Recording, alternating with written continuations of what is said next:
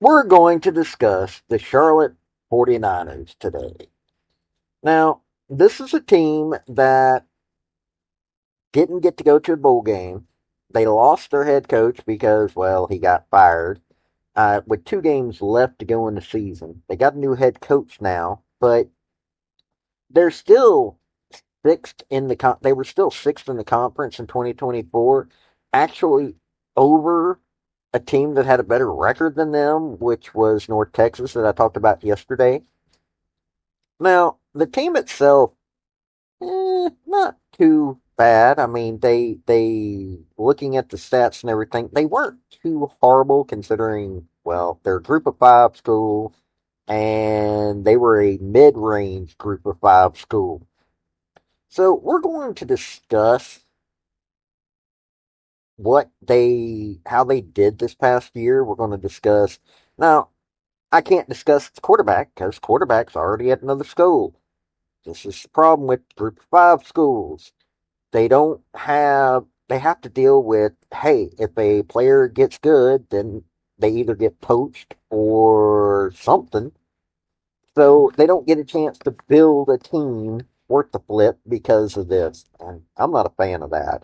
I think that, you know, there should be some common sense. And common sense does not mean you go bouncing around schools. But hey, it's the way it is. Hey, if you like listening to folks talk about college football, I talk college football. Matter of fact, that's one of my primary things on here. I talk this, gymnastics, women's gymnastics. I talk college sports mostly. I talk a little history, that kind of thing. But after the season gets done with, we're going to discuss other things like history and that kind of stuff. So just hit subscribe.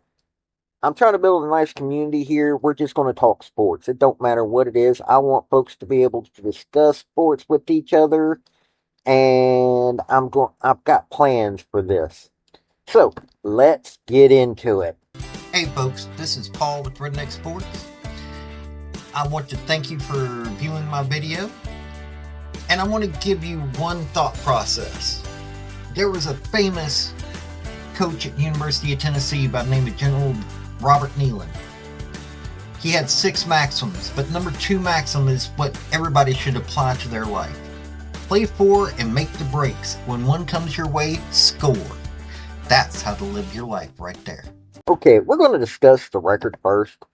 Uh, they played against James Madison first game, lost 30-7, bad.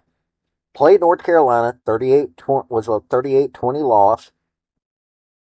You take a look at that, and North Carolina, them being able to score 20 on North Carolina was not that big of a deal, but it showed that they had a somewhat decent offense. Then they played FCS Gardner Webb, beat them 27-26, no joke, by 1 point. Then they played Indiana. We all know where Indiana ended up. So that was a 52-14 loss.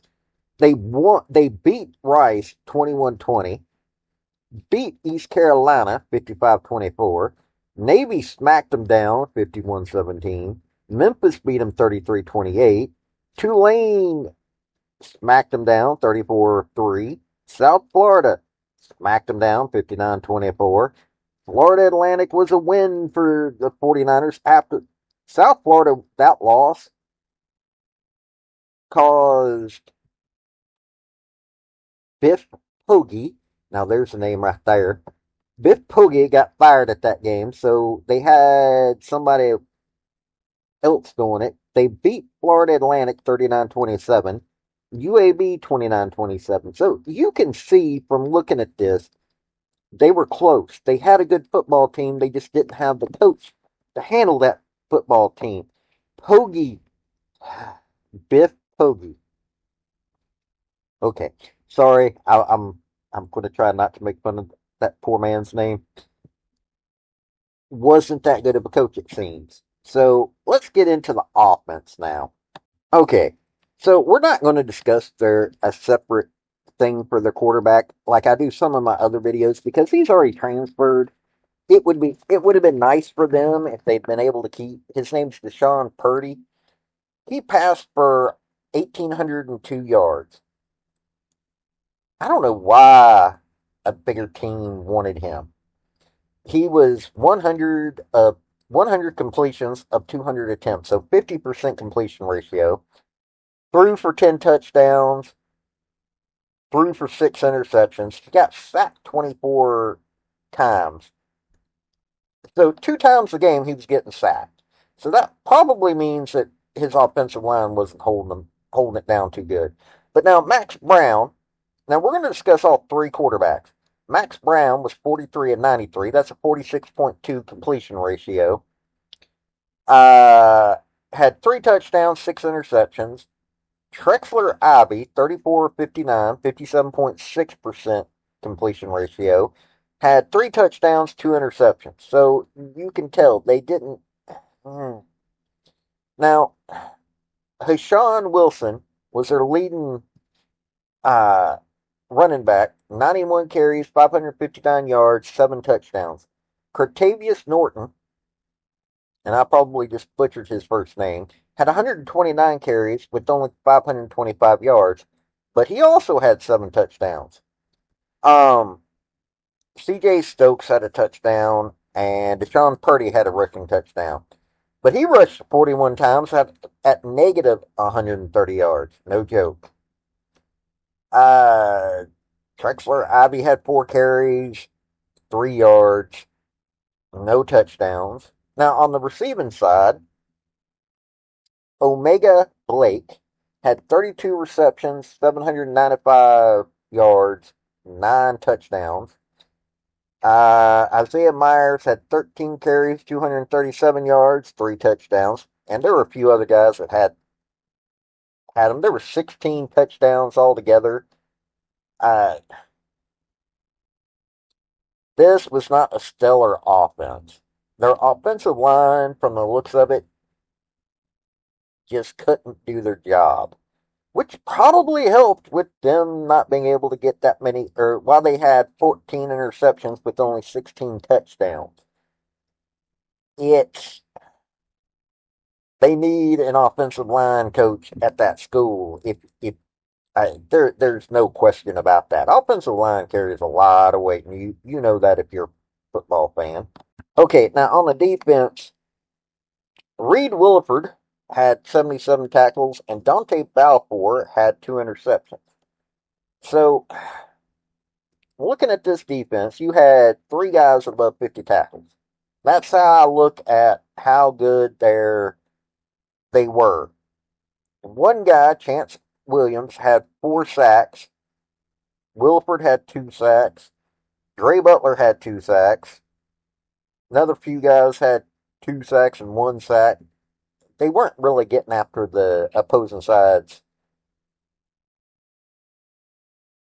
quarterback. I mean, if you take a look at it, they had 1 interception, Stone Handy, that got an interception and actually turned it into a touchdown hit. 53 yards. Um, yeah, this was not. I mean, they had 10 interceptions, so that wasn't horrible. They had 4 forced fumbles. This defense was lackluster. It wasn't horrible, but it was lackluster. Um, that's the only way to describe the defense. It wasn't anything. I mean, and this is, yeah, I know I'm an SEC fan. I'm from SEC country, but this is also the same conference that Army and Navy are in, and I can guarantee you they had better numbers. So this is what you're looking at. Charlotte, yeah, they needed a new head coach on this one. Now they've already hired a new guy. This guy's name is Tim Albin. He's now the former University of Ohio head coach, and they hired him right after the 2024 MAC championship game. He's used to winning.